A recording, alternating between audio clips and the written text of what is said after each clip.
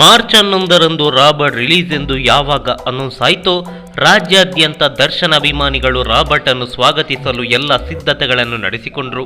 ಅದೇ ರೀತಿ ಕರಾವಳಿಯ ಸಿನಿ ಪ್ರೇಕ್ಷಕರು ರಾಬರ್ಟ್ ಅನ್ನು ಅಪ್ಪಿಕೊಳ್ಳಲು ಸಿದ್ಧರಾದರು. ಮಾರ್ಚ್ 10 ಅಂದರೆ ರಾಬರ್ಟ್ ರಿಲೀಸ್ಗೆ ಒಂದು ದಿನ ಮುನ್ನ ಕರಾವಳಿಯ ಒಂದಿಷ್ಟು ಚಿತ್ರಮಂದಿರಗಳಲ್ಲಿ ತೆರೆ ಕಾಣುತ್ತೆ ಎನ್ನುವ ಮಾತುಗಳು ಕೇಳಿಬಂದಿತ್ತು. ಆದರೆ ಯಾವುದಕ್ಕೂ ಕನ್ಫರ್ಮ್ ಇರಲಿಲ್ಲ. ಆದರೂ ಒಂದಿಷ್ಟು ಚಿತ್ರಮಂದಿರಗಳು ಬುಕ್ ಮೈ ಶೋನಲ್ಲಿ ಟಿಕೆಟ್ ಬುಕ್ಕಿಂಗ್ ಅನ್ನು ಬಿಟ್ಟಿದ್ರು. ಆದರೆ ಮಾರ್ಚ್ 11ರಂದು ಚಿತ್ರಮಂದಿರಕ್ಕೆ ಹೋದರೆ ಎಲ್ಲ ನಿರೀಕ್ಷೆಗಳು ಬುಡಮೇಲಾಗಿತ್ತು.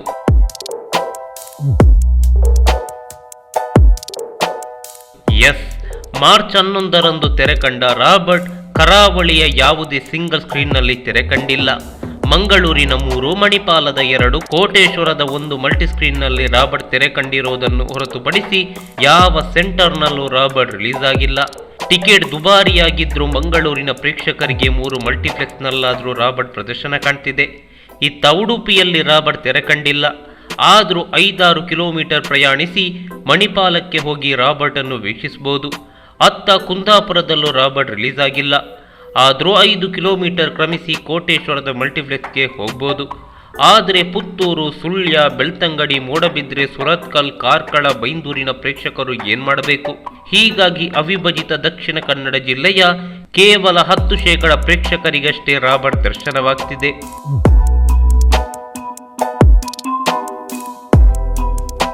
ಇನ್ನು ಮಂಗಳೂರಿನ SP ಸಿನಿಮಾಗೆ ರಾಬರ್ಟ್ ಬರುತ್ತೆ ಎನ್ನುವುದು ಕನ್ಫರ್ಮ್ ಆಗಿತ್ತು.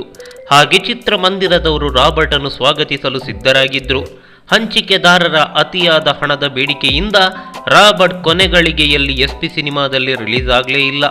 ಅದೇ ರೀತಿ ಉಡುಪಿಯ ಅಲಂಕಾರ್ ಚಿತ್ರಮಂದಿರದಲ್ಲಿ ರಾಬರ್ಟ್ ಚಿತ್ರದ ಪೋಸ್ಟರ್ ಅನ್ನು ಕೂಡ ಹಾಕಲಾಗಿತ್ತು.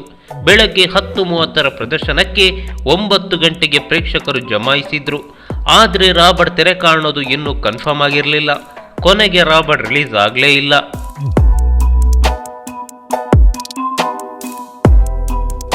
ಬೈಂದೂರಿನ ಶಂಕರ್, ಮೂಡಬಿದ್ರೆಯ ಅಮರಾಶ್ರೀ ಮತ್ತು ಕಾರ್ಕಳದ ಪ್ಲಾನೆಟ್ ಚಿತ್ರಮಂದಿರದಲ್ಲಿ ರಾಬರ್ಟ್ ತೆರೆ ಕಾಣೋದು ಕನ್ಫರ್ಮ್ ಆಗಿತ್ತು. ಬುಕ್ ಮೈ ಶೋನಲ್ಲೂ ಬುಕ್ಕಿಂಗ್ ಅನ್ನು ಓಪನ್ ಮಾಡಲಾಗಿತ್ತು. ಆದರೆ ಬುಧವಾರ ರಾತ್ರಿಯ ವೇಳೆ ಎಲ್ಲ ಪ್ರದರ್ಶನಗಳು ರದ್ದಾದವು. ಇನ್ನು ಬೆಳ್ತಂಗಡಿ ಬಾರ ಚಿತ್ರಮಂದಿರದ ಇನ್ಸೈಡ್ ಮಾಹಿತಿ ಏನಾಗಿದೆಯೋ ಗೊತ್ತಿಲ್ಲ. ಯಾವುದೇ ಸದ್ದಿಲ್ಲದೆ ಕೊನೆಯ ಕ್ಷಣದಲ್ಲಿ ಗಂಜಲ್ ತುಳು ಚಿತ್ರವನ್ನು ಪ್ರದರ್ಶನ ಮಾಡಿದ್ರು.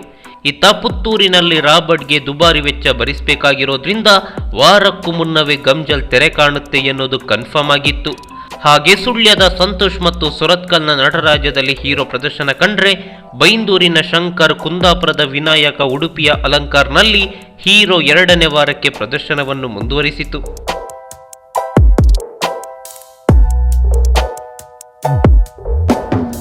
ಹೀಗಾಗಿ ರಾಬರ್ಟ್ ತೆರೆ ಕಾಣಬೇಕಾದ ಅಷ್ಟು ಸೆಂಟರ್ಗಳಲ್ಲಿ ಗಂಜಲ್ ಮತ್ತು ಹೀರೋ ಅಬ್ಬರಿಸ್ತಿದೆ.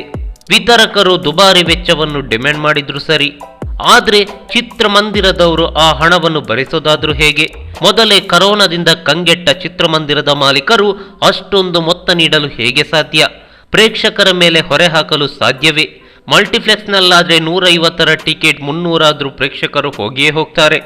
ಅದೇ ಸಿಂಗಲ್ ಸ್ಕ್ರೀನ್ನಲ್ಲಿ 5 ರೂಪಾಯಿ ಹೆಚ್ಚಾದರೂ ಜನರು ಹಿಂದೆ ಮುಂದೆ ನೋಡ್ತಾರೆ.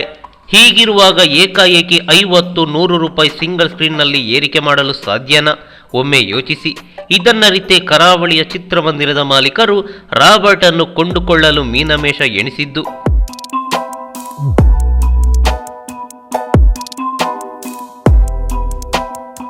ಇನ್ನು ಒಂದು ಮಾಹಿತಿಯ ಪ್ರಕಾರ ರಾಬರ್ಟ್ ಮುಂದಿನ ವಾರದಿಂದ ಕರಾವಳಿಯ ಚಿತ್ರಮಂದಿರಕ್ಕೆ ಲಗ್ಗೆಡಲಿದೆಯಂತೆ.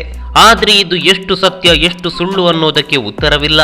ಚಿತ್ರಮಂದಿರದವರಲ್ಲಿ ಕೇಳಿದ್ರೆ ಮುಂದಿನ ವಾರ ಬರ್ಬೋದು ಅಂತಾರೆ ಅಷ್ಟೇ. ಎಲ್ಲದಕ್ಕೂ ಮುಂದಿನ ಶುಕ್ರವಾರವೇ ತೆರೆ ಬೀಳಲಿದೆ.